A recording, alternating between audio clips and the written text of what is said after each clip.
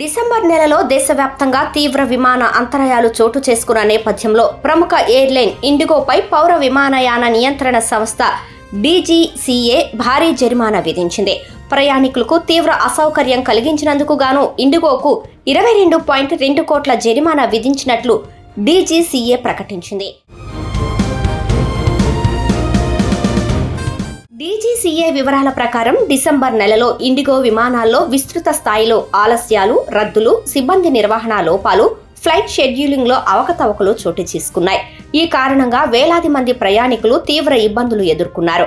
పలు సందర్భాల్లో నిబంధనలకు విరుద్ధంగా విమానాలు నడపటం, సిబ్బంది డ్యూటీ టైం పరిమితులను ఉల్లంఘించటం, ఆపరేషన్ ప్లానింగ్లో తగిన జాగ్రత్తలు తీసుకోకపోవటం వంటి అంశాలు బయటపడినట్లు డీజీసీఏ తెలిపింది. ఇండిగోపై ఇప్పటికే పలు హెచ్చరికలు జారీ చేసినప్పటికీ పరిస్థితుల్లో గణనీయమైన మెరుగుదల కనిపించకపోవడంతో ఈ మేరకు భారీ ఆర్థిక శిక్ష విధించాల్సి వచ్చిందని నియంత్రణ సంస్థ స్పష్టం చేసింది.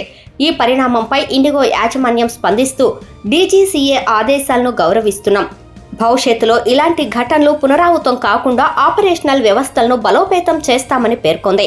ఈ జరిమానా నేపథ్యంలో దేశంలో విమానయాన భద్రత, ప్రయాణికుల హక్కుల పరిరక్షణపై డీజీసీఏ మరింత కఠినంగా వ్యవహరిస్తోందని విమానయాన వర్గాలు అభిప్రాయపడుతున్నాయి.